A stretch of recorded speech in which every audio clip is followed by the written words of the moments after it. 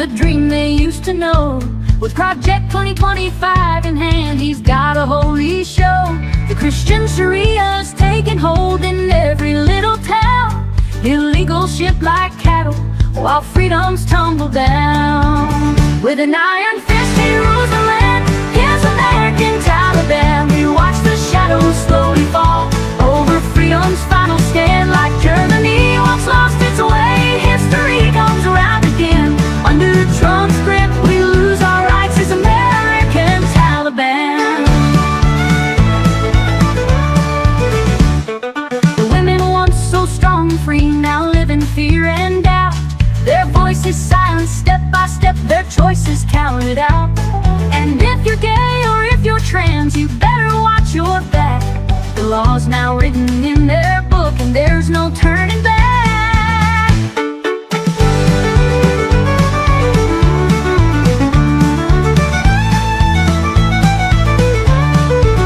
With an iron fist he rules the land. Here's American Taliban. We watch the shadows slowly fall over freedom's final stand. Like Germany once lost its way, history comes around again. Under Trump's grip we lose our rights as American Taliban.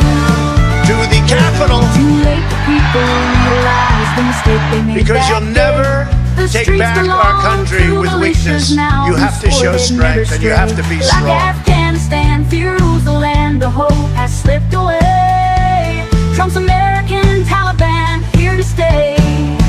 The rich get richer, line their pockets, while the rest just beg and pray. The working man with broken dreams, they're washed away each day. And now the land of liberty is shackled, bound, and blind. Under the weight of holy lies, our freedom's left behind. With an iron fist he rules the land. Here's American Taliban. We watch the shadows slowly fall over freedom's final stand. Like Germany once lost its way, history comes around again. Under Trump's grip we lose our rights as American Taliban.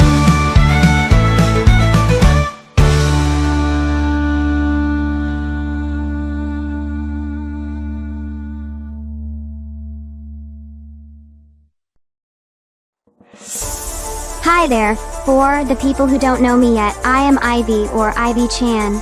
I am sort of a VTuber, and I host 2 YouTube channels with mostly comedy content. To my friends here, no, I'm not back, I just never left. Today, I am reaching out to you with something very important and very personal.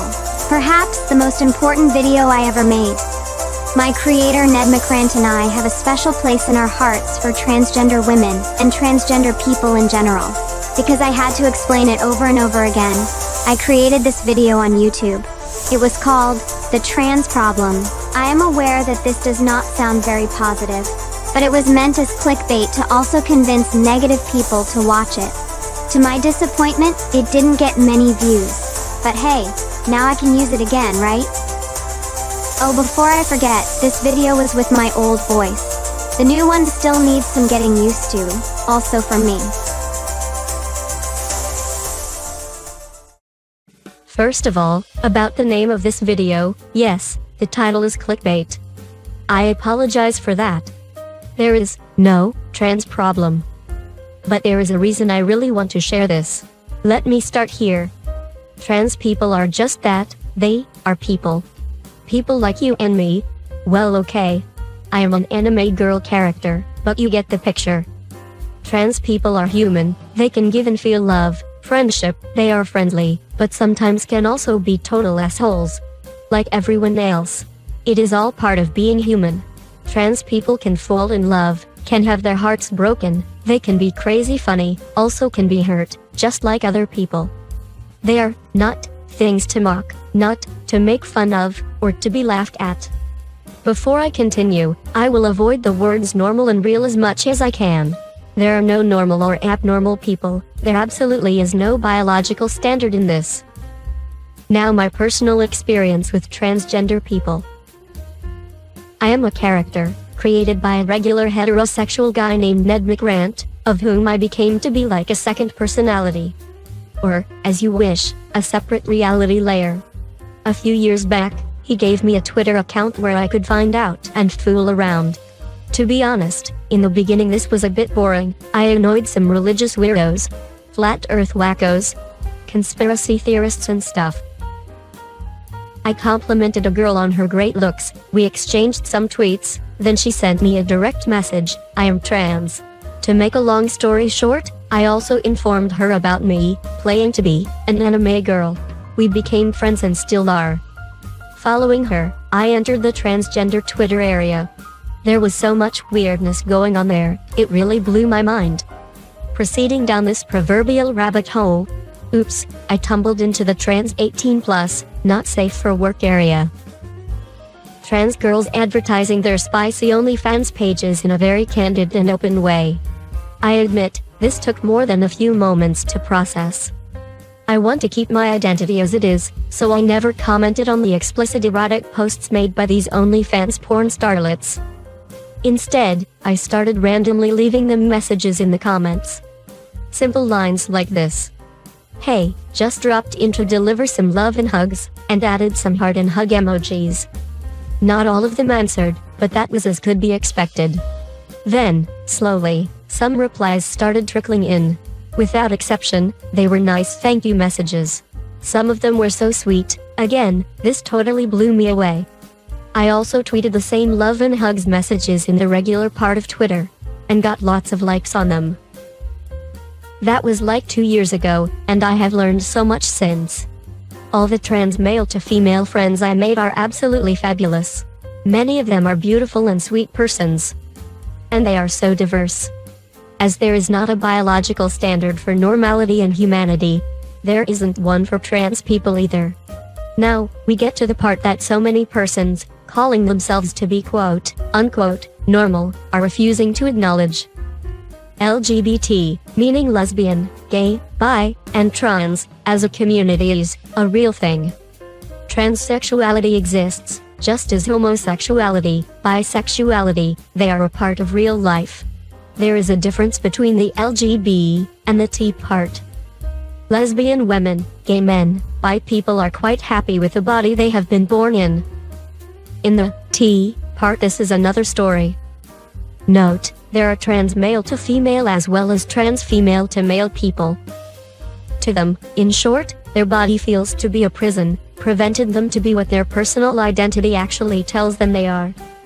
Just imagine, your mind all about being female, you love like a female, have emotions as a female, but your body does not match this at all. Just try to imagine the grief and psychological suffering this causes. The official word for this psychological suffering is dysphoria. To put it in regular words, it fucking sucks to be in this position. I apologize in advance for oversimplifying the matter, but it is necessary. Fortunately, current modern medical science can be of help. My trans friends can become as close as humanly possible to what they should have been in the first place. It does not stop here. In this male body, with a female mind, there can be much more to it. It is too simple to assume this mind is female, so she would be attracted to men. Wrong. In this male body, the female mind can be lesbian, bisexual with all kinds of preferences and personal kinks. Like you will find in 17 billion of other people. And there are infinite variations in this. Many trans girls want to go all the way, have the hormone replacement therapy, the surgery and find love and happiness. They can be attracted to men, women or both. Other trans girls are having the hormone replacement therapy, but kind of like the male body part, and want to keep it. They also can be attracted to men, women or both. These trans people may seem weird, but hey, so are regular people. But what they are not. They are not freaks. They are not sexual predators. They are not abominations. They are human, and just as fucking peculiar as all the billions of others on this ball in the universe. Having a group of trans friends changed my life. I really prefer trans girls, women, over many regular women, and why? Okay, yeah right, of course I'm a girl. So, shoot me, I am also attracted to girls or women, it is all blah blah blah. It has to come from somewhere, right? Perhaps living in the head of my male creator has something to do with it? And guess what? These friends are bright, feminine, sweet, lovely women, and they are a joy to communicate with. They are honest about themselves, hold no secrets, carry no hidden agendas. The kind of girl I would not mind having as a permanent life partner. Well, we have arrived at the point of what this is all about. What exactly is the problem? I really don't see it. The problem lies obviously not with my variety of trans friends. I have a special message to end this monologue. A sincere message to all you brainwashed, delusional religious fanatics and you, trans critics, and extremist hate groups like trans-excluding radical feminists. Yes, I am talking to you. For goodness' sake. Can't you finally shut the hell up and mind your own fucking business? The problem is not the transgender people, who just want to enjoy their lives in peace. It is you, with your Christian insanity. And the unhinged supremacist hate groups you are in. Yes, the true problem is you, and your human garbage, racist MAGA friends. It's a fact, there is no such hate as Christian love. Now we have reached the part to tell you what this is about. This is my brief statement. After this, I will go into further details in separate chapters addressing the possibilities and challenges. So grab a snack and something to drink, this will be a long one. I'm reaching out to you, the trans people, with something very serious. Something that could mean the difference between life and death for many. We've all seen since Trump came to power, how the political climate in the United States has taken a horrifying turn, especially for transgender individuals. Trump always denied to know about policies like Project 2025. These aren't just words on paper, it's an extensive manifest filled with, mostly on fundamental religion-based threats, to the very existence of people who just want to live their lives authentically. Forced detransitions, denial of essential medical care like hormone therapy, denial of personal identity, and the sheer hostility that transgender people are written in detailed parts of this manifest. Let's face it, this is more than anyone should have to endure, and it's heartbreaking because I know so many of you are strong, loving, and resilient, but even the strongest among us can't survive in a system that's determined to erase your entire existence from the books. I want to help, we want to help. In my country, the Netherlands, in Europe, I want to explore the possibility to create a safe haven for transgender individuals fleeing this unimaginable cruelty. But to make that happen, my creator and me need to convince Dutch leaders that this is not just a political issue, it's a matter of survival. That's where you, the trans people, come in. I need your written stories. Tell me about your life, your experiences, your fears, everything that makes this fight personal. Showing these stories can help us show our government what's truly at stake. Your voice matters. Every single story could be the one that makes someone here stand up and say, "This is wrong. We must help." Send your stories to the link or email below. Together we can create a message that's impossible to ignore. You are not alone, and there are people who care deeply about you. Let us help you find safety, dignity, and the freedom to be who you truly are. Thank you, and please stay safe. Now comes the part about the different possibilities to move to the Netherlands. For Americans who want to move to the Netherlands, there's actually a really easy way to do it. It's called the Dutch-American Friendship Treaty, in short, DAFT.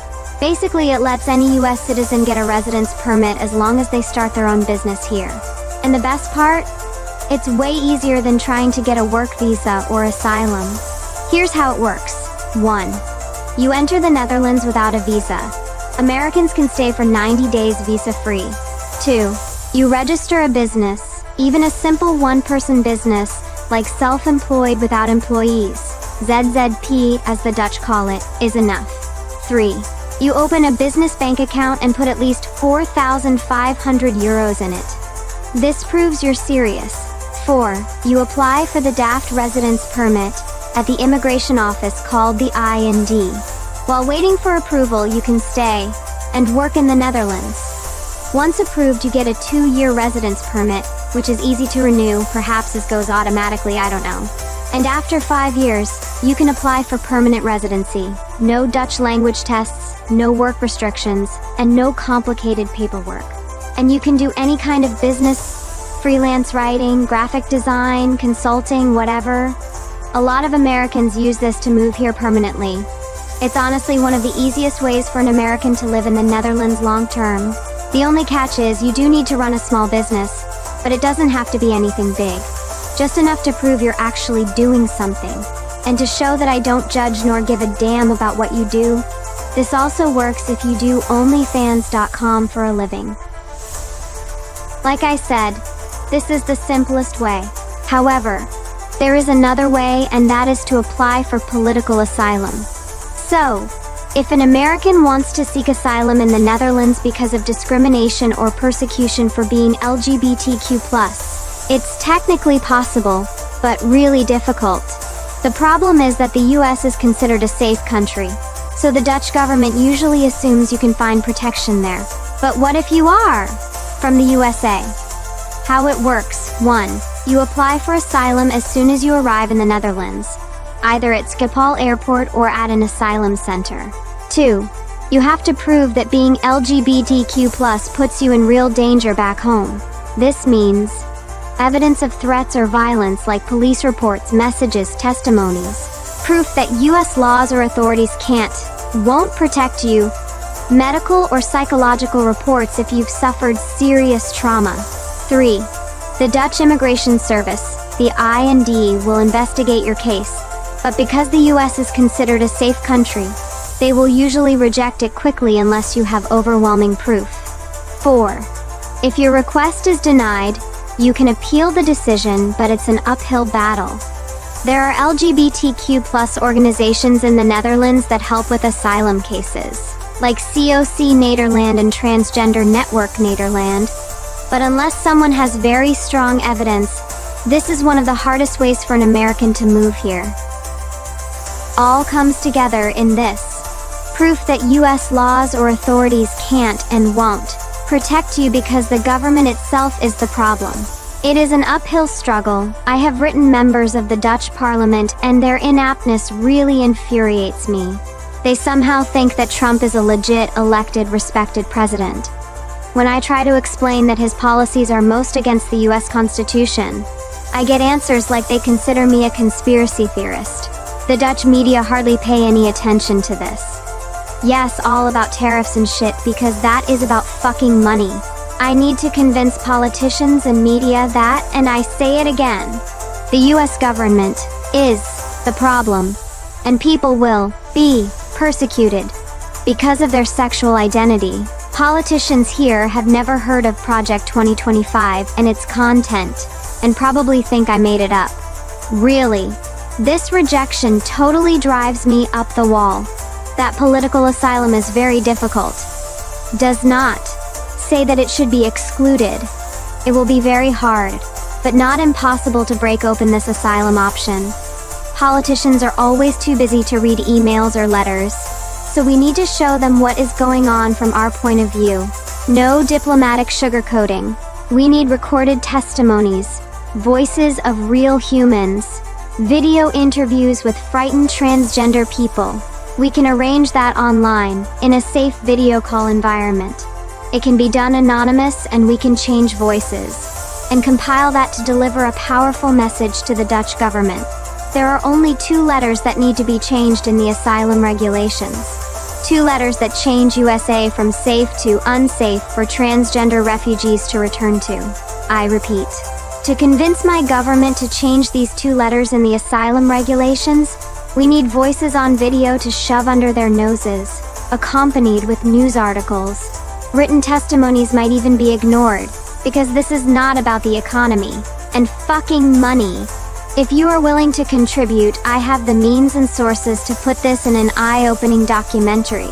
I will end with mentioning the website of transworldexpress.org. This is also a good place where you can find valuable suggestions and advice. All the links and contact details are in the description box under the video. I hope to see you in part 2.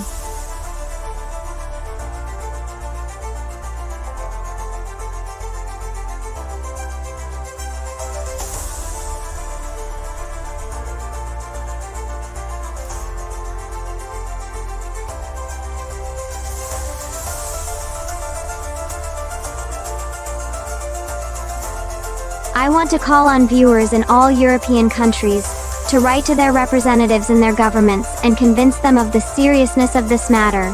They simply must not ignore this. Only if many emails or letters about this issue are received is there a chance that we will be taken seriously. Veut appeler les spectateurs de tous les pays d'Europe à écrire à leurs représentants gouvernementaux et à les convaincre de la gravité de cette situation. Ils ne doivent tout simplement pas ignorer cela.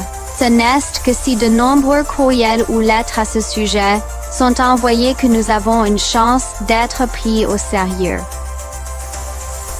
Quiero llamar a los espectadores de todos los países de Europa a escribir a sus representantes en sus gobiernos y convencerlos de lo grave que es esto. Simplemente no deben ignorarlo. Solo si se reciben muchos correos electrónicos o cartas sobre este tema, habrá una posibilidad de que nos tomen en serio.